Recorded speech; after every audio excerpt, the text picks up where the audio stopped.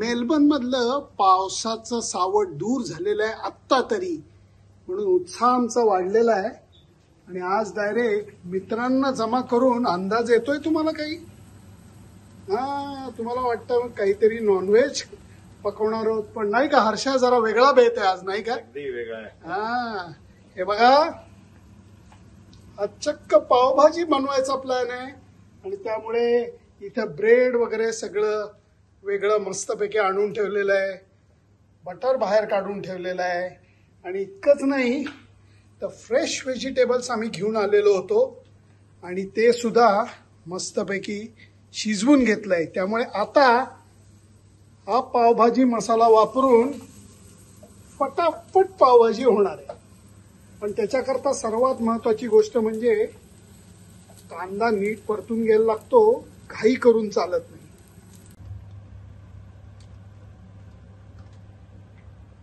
स्वानाचा मसाला टाकून आता कांदा थोडा, बघा रंग कसा मस्त यायला लागलाय. हे बघा, दाखवा जरा. वा वा, जमतंय जमतंय. तुम्हाला एक ट्रिक सांगतो जी मला पुण्यातल्या नामांकित पावभाजीवाल्यांनी सांगितली होती. फ्लॉवर, कॅप्सिकम, मटार, बटाटा, थोडंसं गाजर, कांदा, टोमॅटो हे आपण सगळं घालतोच पावभाजीत, घातलंच पाहिजे. त्याच्याबरोबर रंग येण्यासाठी आणि ते एकजीव होण्याकरता अगदी थोडं वरण सुद्धा टाकायचं असतं, असं त्यांनी सांगितलं होतं. त्यामुळे आम्ही वरणही शिजवून घेतलेलं आहे आणि आम्ही हे थोडंसं वरणही टाकतो, थोडंसंच. हे बघा, एकच फक्त स्पून टाकलेलं आहे आणि ते सुद्धा त्याच्याबरोबर मिक्स करून घेतोय. आणि आता हे थोडंसं एकजीव झालं की मग शिजवून घेतलेल्या भाज्या मी याच्यामध्ये टाकणार आहे.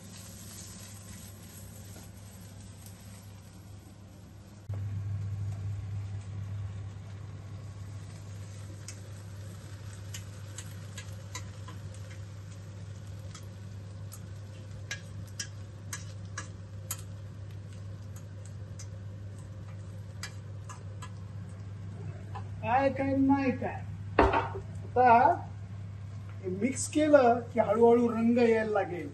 पावभाजीचा रंग यायला थोडासा त्याला वेळ द्यायला लागतो मुरायला, पण तुम्ही चमत्कार झाल्यासारखा रंग आल्याचं तुम्हाला जाणवेल. बघा, थोडा वेळ थांबा, मला हे फक्त जरा मस्तपैकी मिक्स करून घेऊ दे.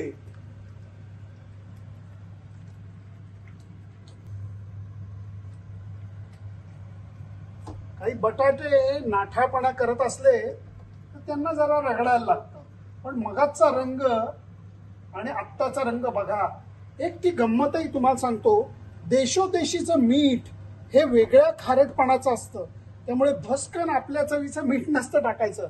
मसाला असू देत, मीठ असू देत, टाकता केव्हा येतं, काढता येत नाही, त्यामुळे जरा जपून जपून टाकायचं.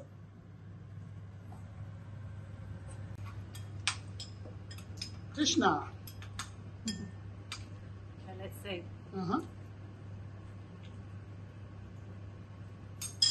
Is it coming through?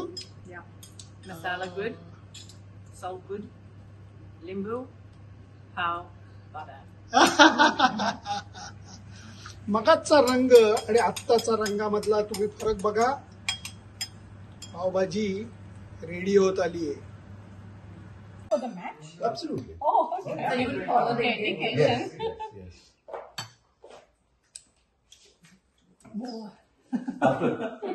After 30 plus years of marriage, it's best to keep out of the wife's way. आमच्या पावभाजी पार्टीची सांगता अशा बुंदीच्या लाडूनी होणार आहे आता.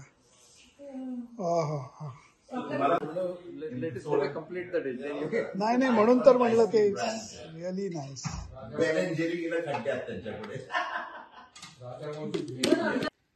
मेलबर्नला येऊन इथं मस्तपैकी गँग पावभाजीची पार्टी झालेली आहे. थोडीशी वाईन, थोडंसं हे आणि मस्तपैकी अशी स्वीट डिश सुद्धा तयार केलेली आहे.